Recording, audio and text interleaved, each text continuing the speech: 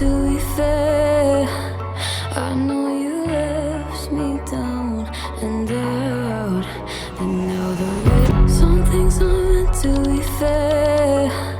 I know you is wish got that hit on your head. Should've buried your dead. Should've listened. Hello guys, അപ്പം ഈ ഒരു വീഡിയോയിലേക്ക് നിങ്ങൾക്ക് എല്ലാവർക്കും സ്വാഗതം. ഗൈസ്, എല്ലാവർക്കും അറിയാം tomorrow is your +1 result. And ഞാൻ പറയാം, ഈ എക്സാമിൻ്റെ സമയത്തുള്ള പ്രഷറും എനിക്ക് ഇത്രയും ദിവസം ഈ 2 മാസം എനിക്ക് ഇത്രയും ടെൻഷനായി കാണില്ല. ഈ റിസൾട്ട് വരുന്ന ഡേറ്റ് അനൗൺസ് ചെയ്ത പോലെ എനിക്ക് സത്യം റിസൾട്ട് ഉണ്ട്. കാരണം +1 അധികം ടെൻഷൻ അടിക്കേണ്ട കാര്യമായിട്ട് എനിക്ക് തോന്നുന്നു. പക്ഷേ +2 ആണ് പിന്നെയുണ്ട്. പക്ഷേ +1 നമുക്ക് അത് ആ ഒരു മോഡ് ഓഫ് ടെൻഷൻ്റെ എനിക്കങ്ങനെ തോന്നിയിട്ടില്ല. നിങ്ങൾക്ക് തോന്നുന്നോ എനിക്കറിയില്ല. പക്ഷേ എനിക്ക് +1 സമയത്ത് റിസൾട്ടിനെ പറ്റി ടെൻഷനൊന്നും ഇല്ലായിരുന്നു. നിങ്ങൾക്ക് എല്ലാവർക്കും അറിയാം, 10ാം ക്ലാസ് വരെ നമ്മൾ പഠിച്ചു വന്ന രീതിയിൽ നിന്ന് ഭയങ്കര ഡിഫറെൻ്റ് ആയിരുന്നു. +1 +2 നമ്മൾ കയറിയപ്പം എൻ്റെ പോലെ ഡിഫറെൻ്റ് ആയിരുന്നു.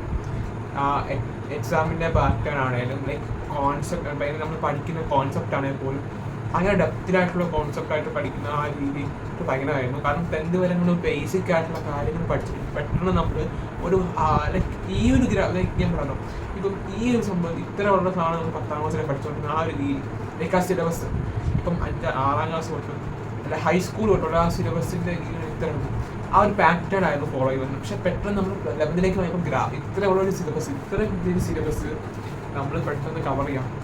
പിന്നെ എന്താ പറയുക, നിങ്ങൾക്ക് ഒരു പെട്ടെന്ന് നമുക്ക് അഡാപ്റ്റ് ചെയ്യാൻ പറ്റില്ല. അഡാപ്റ്റ് ആകുന്ന പറഞ്ഞാൽ നമുക്ക് 10th വരെ പഠിച്ചിരുന്നു നമ്മൾ ഈ സയൻസ് പോലെ സബ്ജക്റ്റൊക്കെ എടുക്കുന്നതൊക്കെ ഭയങ്കരമായിട്ട് ബുദ്ധിമുട്ട് തോന്നിക്കാണും. +1 +2 ഓക്കെ +1 4 6 ആണെങ്കിലും കെമിസ്ട്രി ആണെങ്കിലും കെമിസ്ട്രിയുടെ എക്സാം അത്യാവശ്യം ടഫായിരുന്നു.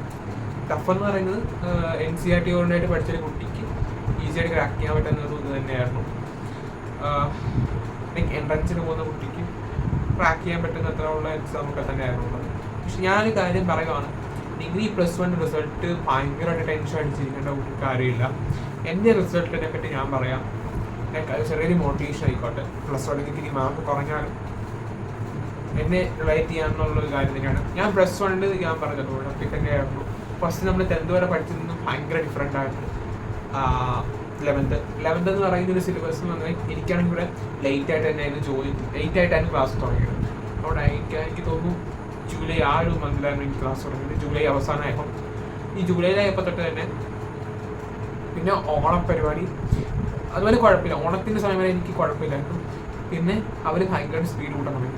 കാരണം ഈ +2കാർക്ക് തീർക്കണം. അപ്പം ഞങ്ങളെ തീർത്തിട്ടാണ് അവരുടെ തീർക്കണം.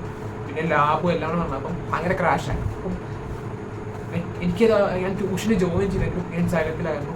സൈലത്തിലെ അഗ്നി ബാച്ചിലെ +1 ഞാൻ ജോയിൻ ചെയ്തായിരുന്നു. അധികം ഞാൻ ക്ലാസ്സൊന്നും കാണാറില്ലായിരുന്നു, ഡെയിലി ഒന്നും കാണാറില്ലായിരുന്നു. പക്ഷേ +1 മാത്സ് എപ്പോഴും ചില സമയത്തൊക്കെ ഞാൻ കാണുമായിരുന്നു. ഫിസിക്സ് ഒന്നും ഞാൻ അങ്ങനെ കണ്ടിട്ടില്ല എന്നാണ് എൻ്റെ അഭിപ്രായം. ഫിസിക്സ് ഞാൻ തീരെ കണ്ടിട്ടില്ല. ഫിസിക്സ് ഞാൻ പക്ഷേ എനിക്ക് ഫിസിക്സിന് എനിക്ക് പഠിക്കാൻ ഭയങ്കര ഇഷ്ടമാണെങ്കിലും എനിക്ക് അങ്ങനെ പഠിക്കാറൊന്നുമില്ല.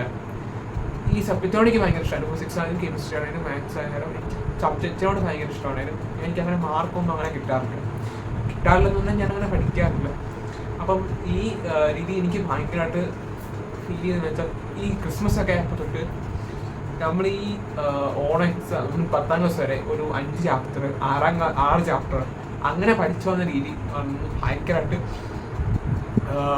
അവിടെ നിന്ന് ഭയങ്കരമായിട്ട് മാറി. കാരണം +1 ആയപ്പം 11 ചാപ്റ്ററൊക്കെ ക്രിസ്മസിൻ്റെ പോർഷൻ ഗ്യാപ്പില്ല.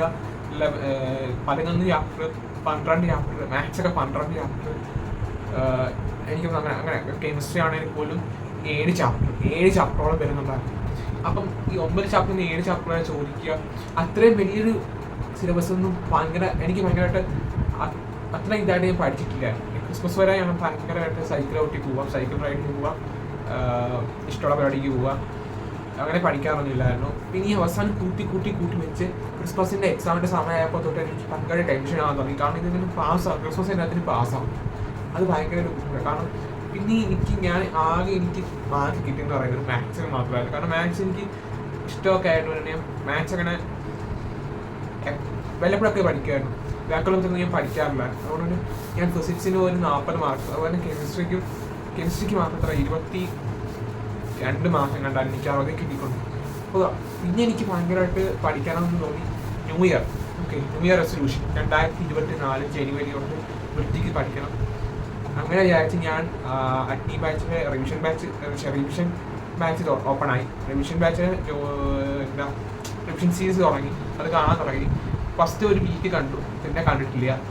പിന്നെ ഓരോ പരിപാടിയായി, പിന്നെ ഇവിടെ അമ്പലത്തിൽ പരിപാടിയായി, അങ്ങനെ കുറേ സംഭവങ്ങളായിട്ട് +1 റിസൾട്ട് വരാതെ ഞാൻ എക്സാമിൻ്റെ സമയത്ത് പോലും ഒട്ടും ഞാൻ +1 സമയത്ത് പോലും എക്സാം സമയത്ത് എനിക്ക് ഇത്ര ടെൻഷൻ ഇല്ല.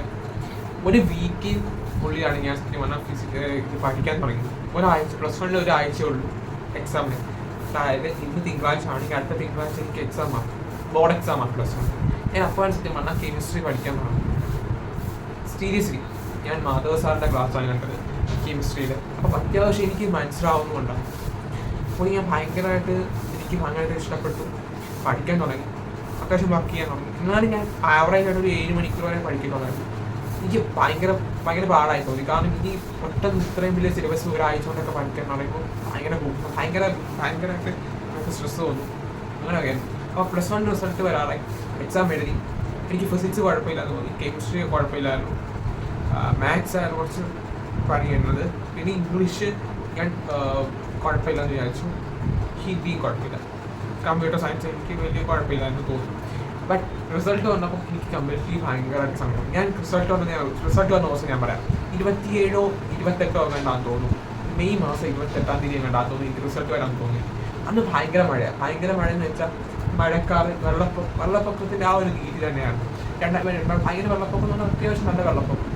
അപ്പോൾ ഈ വെള്ളപ്പൊക്കത്തിൻ്റെ സമയത്ത് എന്താ പറയുക, ഞാൻ എന്നാലും കളിക്കാനൊക്കെ പോകുമായിരുന്നു. ആ വെക്കേഷൻ സമയം മൊത്തം അടിച്ചു പൊളിക്കാൻ ഞാൻ എൻ്റെ അടുത്തുള്ള കൂട്ടാനെ വിളിച്ചു. ഞങ്ങൾ കുറച്ച് ദൂരം നടന്നു പോയി അവിടെ കളിക്കാൻ പോകും. ക്രിക്കറ്റ് കളിച്ചുകൊണ്ടിരിക്കുകയാണ്. ക്രിക്കറ്റ് കളിക്കാൻ വേണ്ടി ടോസ് ചെയ്ത് കഴിഞ്ഞപ്പം ഇവൻ ചുമ്മാ ഫോൺ എന്തോ എടുത്തു. എൻ്റെ ഫ്രണ്ട് ഒരു ഫോൺ എടുത്തു. അപ്പോൾ ടീച്ചർ ഗ്രൂപ്പ് ഇട്ടിങ്ങനെ +1 റിസൾട്ട് വന്നിട്ടുണ്ട്, ചെക്ക് ചെയ്യാൻ പറഞ്ഞിട്ടുണ്ട്. അപ്പം നമുക്ക് ഞങ്ങളുടെ രജിസ്റ്റർ നമ്പർ ഒന്നും അറിയത്തില്ല. രജിസ്റ്റർ നമ്പർ വീട്ടിൽ ഇരിക്കില്ല, ഹോൾ ടിക്കറ്റ്. അപ്പോൾ ഒന്നും അറിയത്തില്ല. സ്കൂൾ കോഡ് അതിന് ഗൂഗിളിൽ ചുമ്മാ അടിച്ചു നോക്കി. സ്കൂൾ കോഡ് ഇങ്ങനെ ഗൂഗിളിൽ അടിച്ചു നോക്കിയപ്പോൾ കിട്ടി. ഈ വർഷം തൊട്ട് അങ്ങനെ നോക്കാൻ പറ്റത്തില്ല, കഴിഞ്ഞ വർഷം തൊട്ട് അങ്ങനെ നോക്കാമായിരുന്നു. അപ്പോൾ സ്കൂൾ കോഡ് വെച്ച് അടിച്ചു നോക്കിയപ്പോൾ ഞാൻ എൻ്റെ പേര് തപ്പി വന്നപ്പോൾ ഫിസിക്സിന് 72 A+. ഞാൻ എക്സ്പെക്ട് ചെയ്തത് 74 പക്ഷേ ഐ സ്കോർ ഓൺലി 70. പിന്നെ കെമിസ്ട്രിയുടെ കേസാണെങ്കിൽ എല്ലാവരും 78 77 അപ്പോൾ ഞാൻ പ്രതീക്ഷിച്ചു 77, പക്ഷേ ഐ സ്കോർ ഓൺലി 73. പിന്നെ മാത്സ് ഞാൻ എക്സ്പെക്ട് ചെയ്തത് 65 എബവ് ആയിരുന്നു, പക്ഷേ ഔട്ട് ഓഫ് 80. പക്ഷേ എനിക്ക് കിട്ടിയത് 63 ആയിരുന്നു. കാരണം എനിക്ക് ടൈം കിട്ടിയില്ലായിരുന്നു മാത്സിൻ്റെ സമയത്ത്. എനിക്ക് കുറേ ക്വസ്റ്റ്യൻസൊക്കെ ബാക്കിയുണ്ടായിരുന്നു. കാരണം എഴുതുന്ന ക്വസ്റ്റ്യനൊക്കെ എനിക്ക് അറിയാമായിരുന്നു, പക്ഷേ എഴുതി വന്നത് ടൈം കിട്ടിയില്ലായിരുന്നു. കാരണം എനിക്ക് സബ്ജക്റ്റോട് ഭയങ്കര ഇഷ്ടമായിരുന്നു. അതുകൊണ്ട് തന്നെ മാത്സ് അത്ര ടഫായിട്ട് എനിക്ക് അത്ര മാർക്ക് തന്നെ കിട്ടി. ക്വസ്റ്റ്യൻസ് എഴുതാൻ തന്നെ സമയം കിട്ടാതെ ഒട്ട കുഴപ്പമില്ലായിരുന്നു. എന്നെ ഏറ്റവും കൂടുതൽ കരയിപ്പിച്ചത് ഒറ്റ സബ്ജക്റ്റായിരുന്നു ഇംഗ്ലീഷ്. ഈ ഇംഗ്ലീഷ് എന്നൊരു സബ്ജക്റ്റ് എനിക്ക് സത്യം പറഞ്ഞാൽ ഭയങ്കരമായിട്ട് കരയായി. കാരണം എനിക്ക് കിട്ടിയ മാർക്ക് എന്ന് പറയുന്നത് 80-ൽ 41. എൻ്റെ ക്ലാസ് ഒന്നും പഠിക്കാത്ത പിള്ളേർക്ക് പോലും ഇംഗ്ലീഷിൻ്റെ മാർക്ക് 80, 62. എനിക്ക് ഭയങ്കരമായിട്ട് സമയം വന്നു. കാരണം എനിക്ക് ഇംഗ്ലീഷ് അങ്ങനെ വലുതായിട്ട് പഠിച്ചിട്ട് തലേദിവസം നമ്മൾ പഠിക്കുന്ന ആ രീതിയിൽ തന്നെ പഠിച്ചു പോയി. പക്ഷേ എനിക്ക് കിട്ടിയ മാർക്ക് എന്ന് പറയുന്നത് ഈ 41 ഔട്ട് ഓഫ് 80 ആണ്. ഞാൻ റിവാലേഷൻ കൊടുത്തു. ഈ +1 റിസൾട്ട് വന്ന ദിവസം ഞാൻ ഭയങ്കര കരച്ചിലായിരുന്നു. +2 റിസൾട്ടും +1 റിസൾട്ടും ഞാൻ ഭയങ്കരമായിട്ട് കരച്ചിലായിരുന്നു.